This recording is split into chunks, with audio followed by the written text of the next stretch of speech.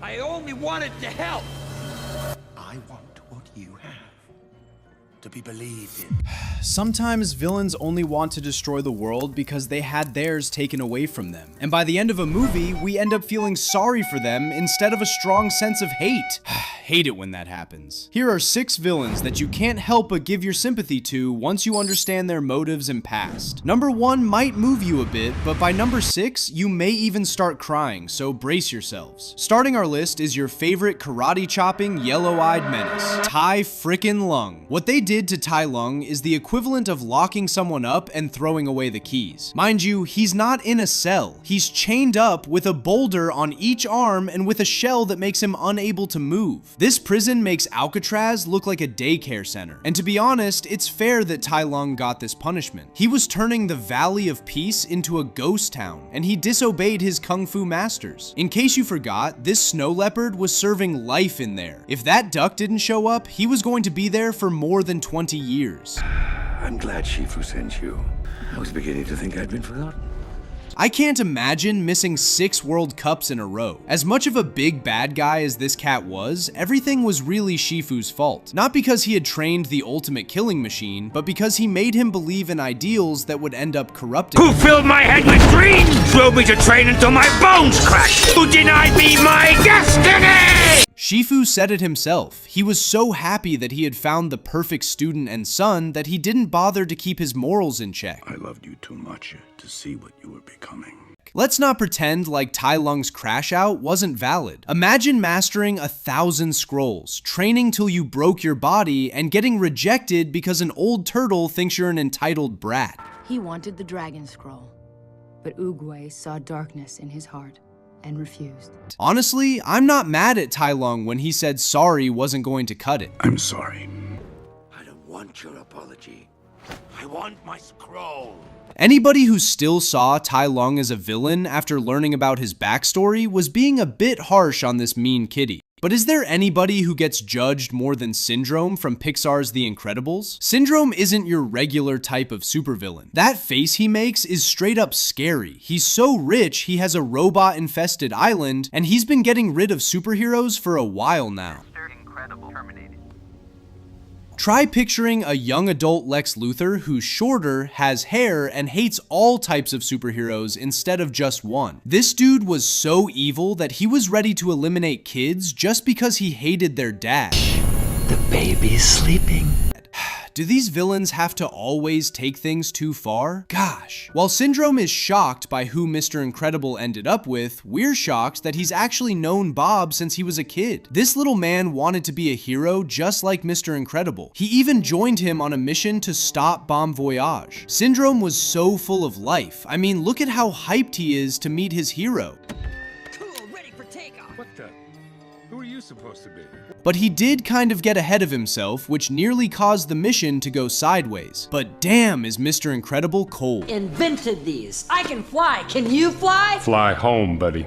I work alone. Sorry, Frozone, your best friend's attitude is colder than your ice projectiles. What did Mr. Incredible expect to happen to a kid after berating him like that? He's going to live it for the rest of his life. In Syndrome's case, this turned him evil. He would have probably been boiling inside seeing Mr. Incredible act all nice in front of the press after scaring him with his words. Guess they weren't lying when they said don't meet your heroes, because they'll do more than just disappoint you, they'll turn you into a villain. And that is a nightmare. Did I just say nightmare? Haha, that's funny because this next character is the king of them. There is no world where the boogeyman is a good guy unless you're referring to John Wick. But in Rise of the Guardians, Pitch Black is the real deal. Finally!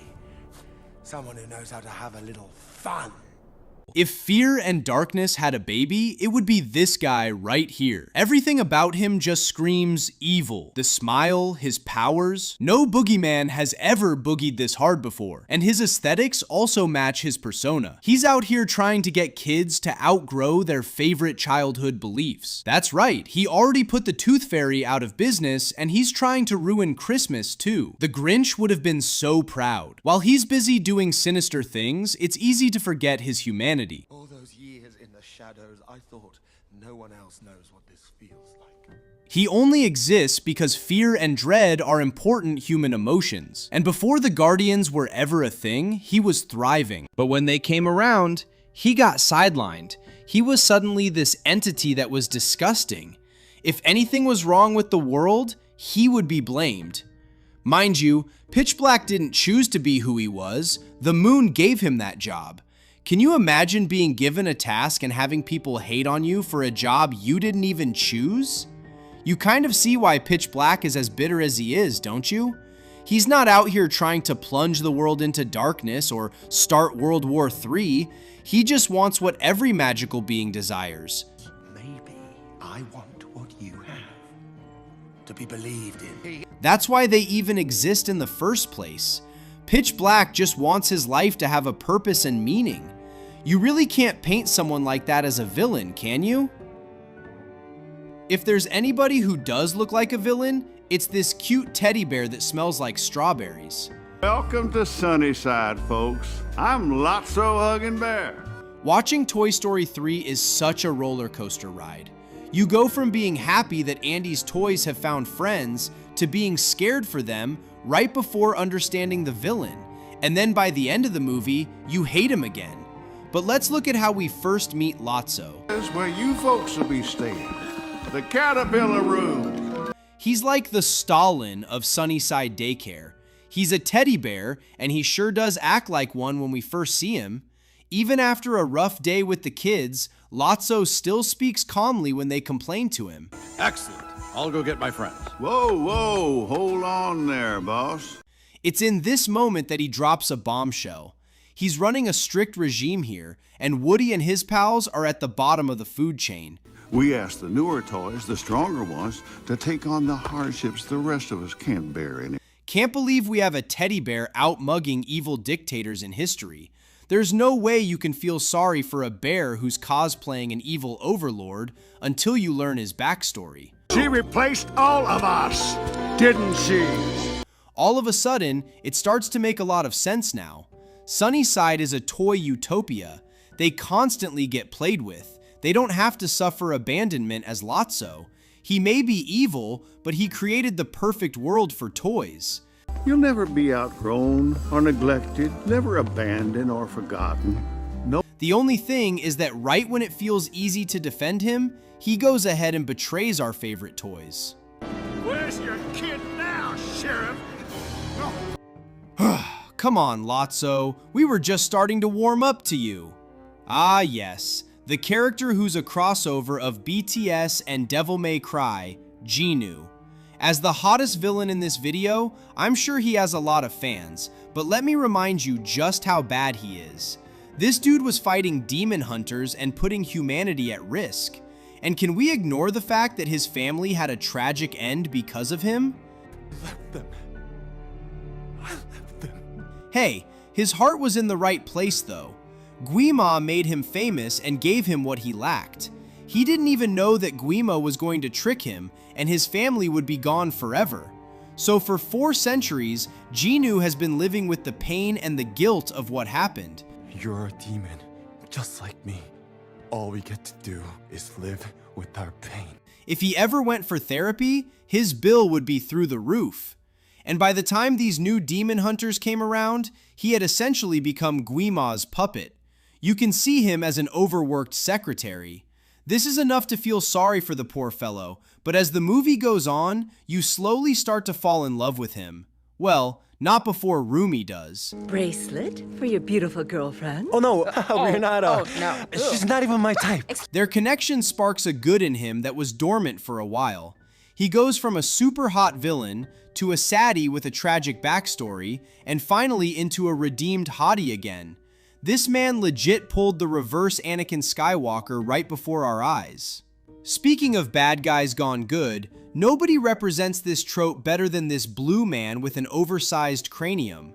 Megamind tries his best to be the most intentional villain ever, but when he tries too hard, he ends up failing. What? Why isn't she screaming? Miss Ritchie, if you don't mind. Do you know how terrible you have to be to have some captive and bored at the same time? Metro Man was also fed up. I'm sorry. I really am. I'm done. But when he's not trying, he ends up creating a real threat to the city. Thank you. Thank you. Titan has freed us. Oh, I wouldn't say free. How ironic. This film is self-aware about its themes of heroism and villainy right from the start, and this makes it hard to believe you're in for a good watch until you finish the movie. People tend to like Megamind as a character because he did a 180 by being a hero, he got the girl, and he saved everybody. But while he was still a villain, you couldn't help but feel for him, given his tragic backstory. His parents sent him to Earth Superman style, and just when it looked like he was destined for an amazing life, Metro Man took that from him. Could this be what I was destined for? Dream life filled with luxury?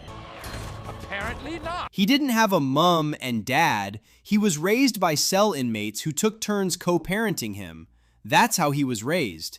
And by raised, I mean they just taught him the ABCs of being a bad guy. A place that taught me the differences between right and wrong. With a childhood like that, do you think Megamind would have grown up to be anything asides a villain? And even before he went full-blown sinister mood, Megamind was always making him lose aura points. I'm happy Metro Man retired and allowed our blue boy to have the spotlight. There you have it. 6 times you couldn't help but sympathize with the villain. Which villain do you feel sorry for the most? Let us know your thoughts in the comment section. And if you liked this video, we have plenty more videos similar to this one. Take a look at this banger on the screen now.